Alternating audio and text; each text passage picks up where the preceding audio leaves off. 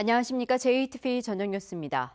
오늘 정읍 태인의 낮 기온이 36도, 순창 35.8도, 전주는 33.9도까지 오르면서 6개 시군이 올 들어 최고 기온을 갱신했습니다. 현재 전주와 익산 등 10개 시군에는 폭염경보가, 군산, 김제 등 나머지 4개 시군에는 폭염주의보가 내려져 있습니다. 밤사이 대부분 지역에 열대야 현상이 나타나겠습니다. 주말인 내일도 폭염특보가 이어지는 가운데 낮 최고 기온은 33도에서 35도로 오늘과 비슷하겠습니다. 휴일인 모레도 불볕더위가 이어지겠고 오후 한때 곳에 따라 최대 40mm의 소나기가 내릴 전망입니다. 일본의 백색 국가 제외 조치에 정치권도 일제히 규탄 행렬에 동참했습니다. 민주당 전북도당은 전범 국가의 상징인 일본이 또다시 경제 침략으로 경제 자주권을 위협하고 있다며 군국주의의 망상에 빠진 행위를 좌시하지 않겠다고 말했습니다. 바른미래당은 이번 조치를 역사와 진실을 망각한 현대판 경제 외란이라고 규탄했으며 평화당은 지소미아 파기와 일본 수입 물자 규제 등으로 맞서라고 정부에 촉구했습니다. 전라북도 의회도 규탄 성명을 통해 일본의 경제 보복에 대응하는 조례 제정과 일본 제품 불매 운동을 통해서 강력한 대응에 나서겠다고 밝혔습니다. 도내 해수욕장의 수질이 양호한 것으로 조사됐습니다. 전라북도 보건환경연구원은 선유도와 격포 등 해수욕장 8곳에서 수인성 장염 발생의 원인이 되는 장구균과 대장균을 검사한 결과 수질 기준에 적합한 것으로 나타났다고 밝혔습니다. 해수욕장 수질은 개장 중에는 2주마다 한 차례 이상 검사하고 있습니다. 변산 바다로 페스티벌이 개막해 오는 3일까지 열립니다. 어제 열린 개막식에는 노브레인과 육중한 밴드 등 유명 가수들의 축하 공연과 화려한 불꽃놀이가 펼쳐져 관광객들의 큰 호응을 얻었습니다.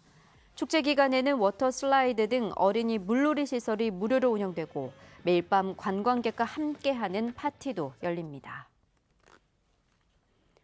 아내를 살해한 뒤 시신을 농수로에 버리고 달아난 50대 남성을 엄벌이 처해달라는 청와대 국민청원 게시글이 올라왔습니다.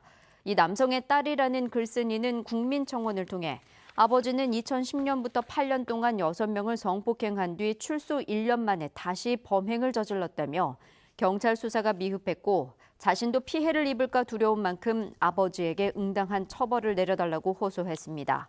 52살 B 씨는 지난 3월 군산의 한 주택에서 아내를 때려 숨지게 하고 시신을 논두렁에 버린 혐의로 구속 기소돼 1심 재판을 받고 있습니다. 전주지법 형사 1단독은 업무상 과실치사 혐의로 기소된 A 씨에게 금고 10개월에 집행유예 2년을 선고하고 사회봉사 80시간을 명령했습니다. 환자 이송 업무를 맡고 있는 A 씨는 지난 2017년 전주의 한 병원 앞에서 혈액 투석을 마친 환자를 차에 태운 뒤 조수석 차문을 열어둔 상태에서 운전석으로 이동하다 몸을 가누지 못한 환자가 바닥에 떨어져 숨지게 한 혐의로 기소됐습니다. 재판부는 혈액 투석 환자의 경우 심신무력 증세가 나타날 수 있기 때문에 안전벨트를 채운 후 차문을 닫아야 하는데 피고인이 주의 의무를 소홀히 했다며 이같이 판결했습니다. 오늘 오전 10시쯤 순창군 유등면의 한 주택 앞에서 81살 신모 씨가 경운기에 깔려 숨진 채 발견됐습니다. 신 씨 아내의 신고를 받고 출동한 119 구급대가 신 씨를 구조했지만 이미 숨진 뒤였습니다. 경찰과 소방당국은 경운기 조작 미숙으로 사고가 난 것으로 보고 정확한 경위를 조사하고 있습니다. JTBC 8시 뉴스 예고입니다. 일본이 한국을 백색 국가에서 제외하면서 화학과 탄소, 전자부품 등 도내 20여 개 업체도 직접적인 피해가 우려되고 있습니다. 농심이 다시 국산 꽃새우를 사겠다고 밝힌 이후 처음으로 경매가 열렸지만 농심이 테스트용 샘플만 사가면서 꽃새우 값은 더 떨어졌습니다.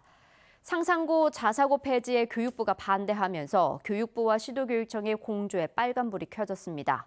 고교 무상교육과 누리과정 예산 등 협력이 필요한 주요 사업이 원활하게 이루어지기 어려울 것으로 보입니다. 2023 새만금 세계 잼버리 대회가 4년 앞으로 다가왔습니다. 대회기를 넘겨받은 전라북도는 성공적인 대회 개최를 다짐했습니다. 자세한 소식은 JTBC 8시 뉴스에서 전해드리겠습니다.